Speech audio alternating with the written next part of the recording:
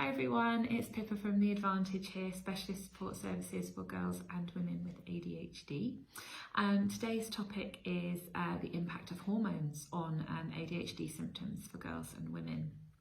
So there is plenty of scientific research which supports the anecdotal evidence from women that when they are experiencing hormone fluctuation, that their ADHD symptoms are much more impactful on their functioning. So unfortunately, this hasn't seemed to trickle through to the clinicians that treat us and diagnose us for ADHD. It's unlikely that any clinician will consider the role of hormone fluctuations when coming up with a treatment plan for a girl or a woman, which is why it's really important that we realise what this is for ourselves and we can communicate it to the clinician to ensure that we're getting the best treatment possible. So what we know, of course, about girls is that we are very good at masking and compensating for our symptoms. And many prepubescent ADHD girls will be flying under the radar, managing or seeming to manage perfectly well until they hit puberty. And puberty begins sort of between 9 and 11 years old, depending on the girl. And then there can be a dramatic change in how she presents. So we know from the research that Professor Stephen Hinshaw carried out at the University of Berkeley in California that adolescent girls with ADHD are way more likely to have academic problems, like being consistent academically. They are more likely to be aggressive or impulsive in their behaviour. They are way more likely to be leaning on substances for support, even to the point of abusing maybe illegal substances. And they're also more likely to have rates of depression and anxiety, which are clinical, than girls of their age that do not have ADHD. And the double whammy, if you like, is that even if she had been picked up as a girl with ADHD and she was being medicated, these hormonal changes mean that her stimulant medication will not be as effective anymore. So it can be a very difficult time for a girl with ADHD.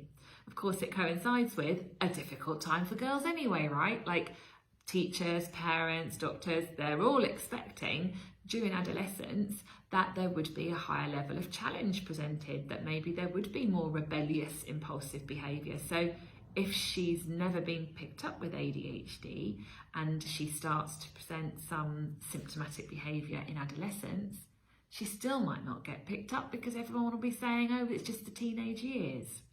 So it's very important that we keep an eye on our girls, basically. So thinking about the menstrual cycle and how that impacts on girls and women with ADHD. Obviously, at the beginning, the cycle is not established, and the cycle is different for every woman, really. On average, they say 28 days, but of course, it could be quite different. But the common themes that you would need to know is that when estrogen is high, and progesterone is low, then the woman or girl with ADHD will be functioning in her best self, living her best life with ADHD, and her medication will be working, as effectively as it possibly could. But right before her period, estrogen falls, and then during her period, progesterone rises, and it's at that time that she will experience increased ADHD symptoms and find her brain functioning is affected quite dramatically, actually, and it can be very difficult to live with. Estrogen promotes serotonin and dopamine, and so then if estrogen falls, then we're going to find it harder, our brain's going to find it harder to create those, and those are really important for our sense of sort of well-being. We have not only estrogen falling, but during our period we have progesterone rising, and that actually inhibits our serotonin. So the serotonin that we had, that's the feel-good one, our happy one, that is going to be suppressed. It seems really unfair, but it is so significant that some researchers call these days where estrogen has fallen and progesterone has risen, they're calling this danger week for girls and women with ADHD. So it's really important that you're aware how vulnerable you are or potentially are during that week. So it's the kind of right before and during your period that will be feeling it the most. Patricia Quinn is an expert in female ADHD. She documents the fact that women and girls with ADHD are way more likely to be suffering with premenstrual tension than girls and women without ADHD, to the point that we are much more susceptible to premenstrual syndrome, which is much more painful than premenstrual tension is, and also women experiencing that are experiencing really low mood at this time. So she says that women with ADHD, what we need to do is we need to keep we need to journal, we need to keep track, we need to keep a record of when our symptoms are presenting a huge challenge to us, and map that against our menstrual cycle. The good news is that maybe for some women the difficult time could be just a 2 to 3 day window, but for some women it could be 7 to 10 days, and hence the term danger week.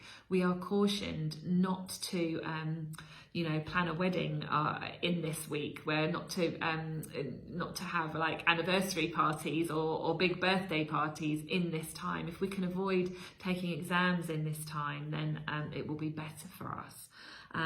She also suggests that looking at other medications, so not ADHD medication, but medication that works on depression and anxiety, some of the active ingredients there can really help us with the hormone fluctuations. So she suggests that that's what you bring to your clinician if you are really struggling with that. So there's obviously pregnancy and childbirth have massive impacts on a woman's hormone levels. The beginning trimester can be a very tricky time hormonally for all women, but what seems to happen in second and third trimester is that the hormone levels are much more stable, and ADHD women can be in a very sweet spot, living their best hormonal life, if you like, and feel quite encouraged about what's to come, thinking, well, I'm managing really well now. Unfortunately, when a baby is delivered, all those hormones come crashing down. So the postpartum period, that bit with the newborn when you're, living on 2 hours sleep in your pajamas, all day, every day. In that period, hormonally, the woman with ADHD is really, really vulnerable. So this being the case, it's important that we put steps into place to ensure that we're getting support practically and emotionally at this time, that we need to be aware that we might well be presenting as having postnatal depression, and it might look and feel like that, but it could just be as simple as our hormones are massively letting us down and our ADHD symptoms are really coming to the fore. So to be aware of that. It's important that you know that during pregnancy and a breastfeeding period, it is possible to continue with ADHD medication, but you would need to discuss that with your clinician, ideally in advance, planning your pregnancy. Not all are suitable and not all doses might be correct, so it's something that you would really need to share with your clinician, but you can continue with your medication if it helps you. Kathleen Naidoo is another expert in female ADHD.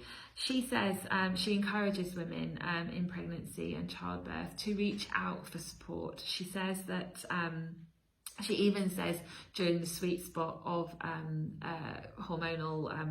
consistent hormonal levels, she says even then the challenge of what's to come, preparing for what's to come, can be completely overwhelming. And she says that the anxiety of getting ready for a new infant may counterbalance the hormonal benefits. So she's really saying, ladies, watch out, you are vulnerable, make sure you put stuff into place.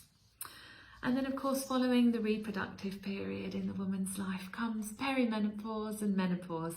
I've only just realised how long perimenopause could be. I mean, we're talking like, could be 10 years or so, where a woman is experiencing a slow and regular depletion in estrogen, just going down, going down, going down. And as we've said, estrogen, its target organ is the brain, and it supports and it encourages dopamine and serotonin. And at this crucial period in my life, when I could do with plenty of dopamine and serotonin, it is naturally slipping away. So if I had never been picked up with ADHD, it is likely at this point in my life I would be looking at myself going, oh my goodness, all my skills, all my functioning have gone right out the window. What's wrong with me? I can't organise anything, I can't remember anything. And I may well go to the doctor. And of course the doctor's very likely just to say, oh, this is perimenopause. And you'll be like, okay then. And you'll just think, well, this is what every woman goes through. It's not. For a woman with ADHD, it is more intense, it is more extreme, and it is more impactful on our functioning. So we need to be aware of that. What we can do is seek help with hormonal therapies. This can be incredibly beneficial. We can also experiment with anxiety and antidepressant medication. This can really help. And Patricia Quinn says that studies show that women receiving hormone replacement therapy, she says that the results are that our cognitive ability is massively improved if we're having HRT. If we have ADHD, and she says particularly it can help with memory. She talks about combining hormone replacement therapy with ADHD medications, that this combination is very helpful and very beneficial. And then what she sort of finishes by saying is that it's really important at every stage of your life to keep ADHD symptoms under control, to educate yourself about the impact, to know what's going on with your body and how that might impact your ADHD symptoms.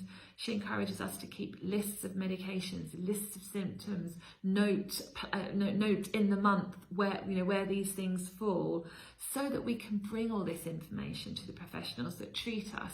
She says there's no prize for doing this the hard way. We don't have to muddle on and keep going.